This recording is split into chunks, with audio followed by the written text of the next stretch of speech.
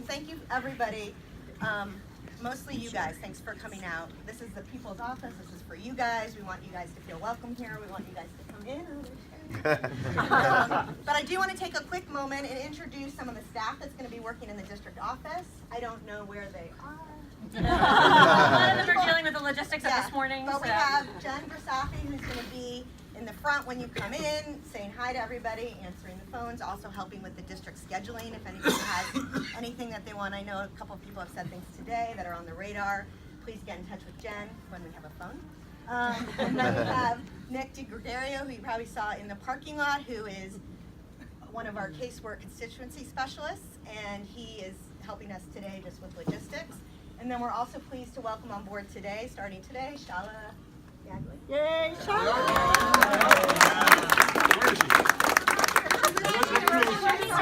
She's also working hard. She's also working hard. So, with that, any questions you guys have, please let us know. And I'm going to give the floor to Mikie. Yes.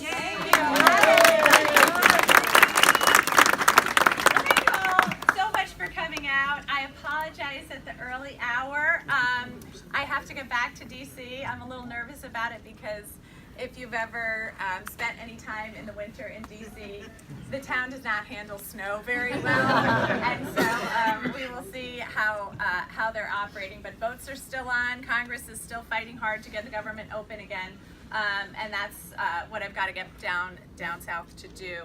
I really do appreciate everybody coming out in this office opening. Thank you, Jill. Thank you, Kelly.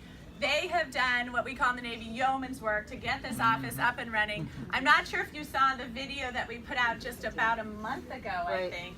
This place was hanging wires and, just none of this was here. So the work it took to get this office up and running, and they were so dedicated because it was so incredibly important to them and to me to make sure that, like they said, like Jill just said, we begin doing the people's work right away. That you know where to go to, that you have a place to come talk to people about your concerns and your issues in the district. So I'm so happy that we were able to make this happen.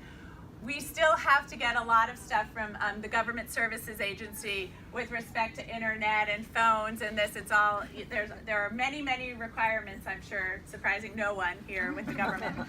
But we will get up and running as soon as we can, and we have contact information in the meantime for everybody to get in touch with us, and so we can start to work right away. We picked Parsippany. I like to say Parsippany is sort of at the crossroads of the 11th district. Quite literally, quite literally, with all our highways that come here. We have, some good memories of this area from the Parsippany Sheridan. You might have made it to the victory celebration. And we also have parking here. We have great parking. We made sure that there's public transportation to get here. And we just really felt like with the 11th district as it's currently constituted, this was going to be the easiest place for everyone to get to. That said, this is not the only place we will be. We do intend to start holding, sometimes people will refer to it as Congress on your corner. With our weather, it's going to be probably more like Congress in your library or Congress in your municipal hall. But we will be going around the district, and we will be putting those notifications out so we can also come to you. Not everybody will have to come to us all the time.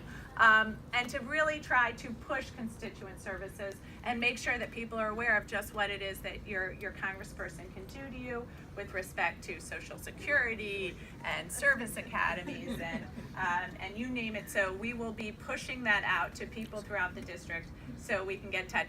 So you might wonder, you might say, Mikie, during your campaign, I saw you every day and twice on Sundays. What have you been doing? And so I want to let you know what I have been doing in Washington. So the number one thing I've been focused on is how we get government open again. And so one of the very first votes I took was to open our government. I thought it was a good first start because what we did without changes was pass the Republican Senate bill. And that was something that the Republican Senate had just passed in December, a couple weeks ago. So I thought it was smart not to change it so we could just try to get some momentum in moving, get government open. There are people across the country have been talking about border security. We have some Democrats in the caucus who are very thoughtful about border security. We have Abby Spanberger, who has done drug interdictions for the CIA, and we have talked very clearly about how drugs are getting into our country through our ports of entry. We have Jason Crow, who did drug interdiction as an Army Ranger in Iraq and Afghanistan. So we're working on how we provide the very best border security with the very best bang for your buck. Because something that I feel like I have a mandate to do, coming from New Jersey, is to take care of our taxpayer dollars. And that's very important to me, so that when we're spending taxpayer dollars, we're spending it in the best possible way. So we are working very hard to get government open, trying to come up with ideas that, that will create some movement so we can get the government open and then continue to negotiate on issues important to the safety and security of Americans. I also co-sponsored my first bill. I feel like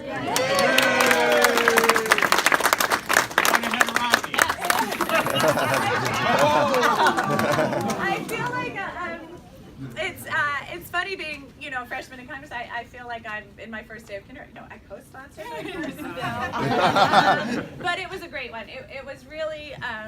It was something that is near and dear to me. Universal background checks. The reason I love this bill is because 97% of the people in this country agree with this bill, and I really love that it's the first step in forming the same kind of broad coalition we created here in the campaign. Now we're going to create that in Washington. I tell people all the time that New Jersey is the state of the future. This was the epicenter of what just happened in 2018, and now we're going to make it the epicenter of what's going to go on in this country for the next 50 years. I think the ideas coming out of New Jersey are some of the ideas that are really going to lead our country to the future. So I'm very excited to start with a bill that has broad support and that really takes care of people, and that's something that we here value very much. So I co-sponsored my first bill. I delivered my first floor speech.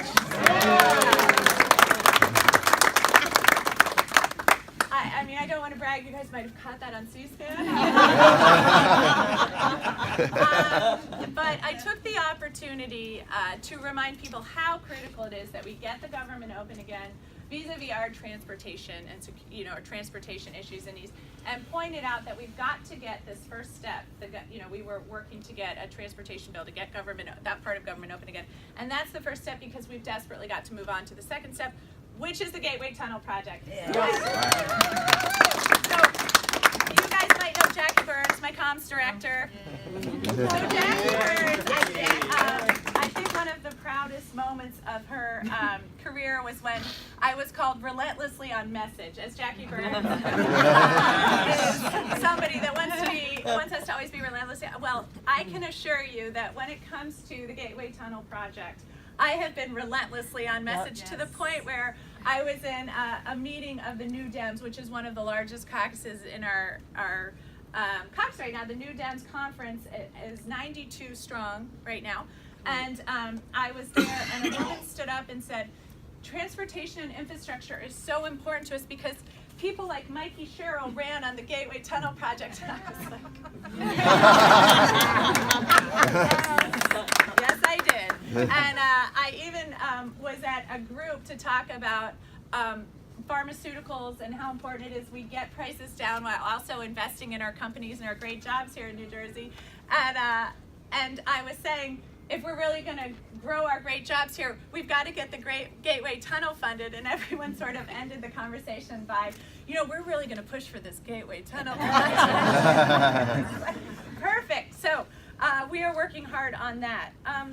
I was just, as I mentioned, the New Dam Coalition is one of the largest conferences in our Democratic caucus, 92 people, as I said, and I was just appointed to one of 2 freshman leadership positions on it. So I'm really excited about that. I was appointed to be the freshman whip, which you might all say, huh. What the freshman whip does is it's really a big part of how we look at the bills that we're going to pass. And get broad support for these bills. So the New Dems Coalition is the part of the party that is looking to the future, looking to ideas for how we create a great economy for workers and a great future for this country. They look at things like infrastructure. They have committees on the future of work. And so it has broad support. And there are a lot of people, there are a lot of what we call frontline members. Frontline members are members that run in districts like ours, purple districts, districts that have varying opinions on varying issues. And so what I need to do is to talk to our frontline members, especially our frontline freshman members, to understand what went on in your district. How can you support the Gateway Tunnel? No, I'm teasing. What went on in your district? How did you win? What's the coalition? What did you run on? And how is that important to your district, and how is that going to move our country forward?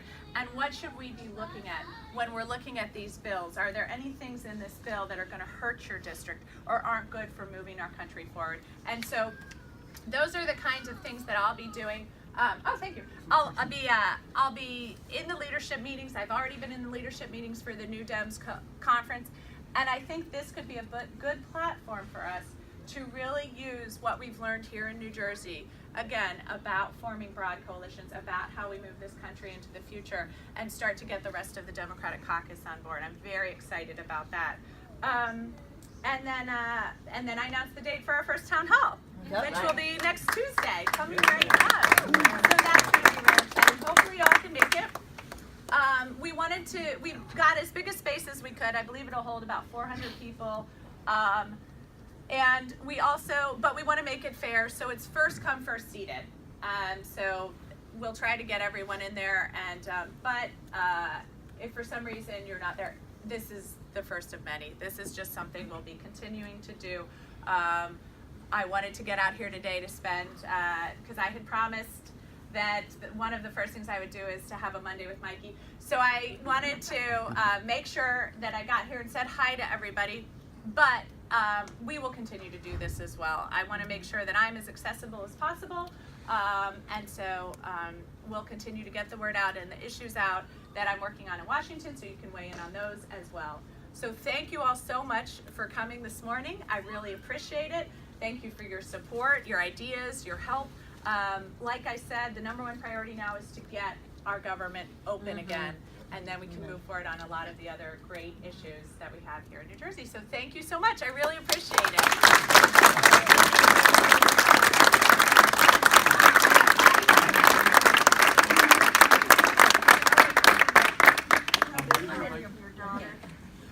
Oh, I will tell one really quick story of my daughter, and then I'll wander around again. I just have to tell you how exciting it is to have so many women in Congress.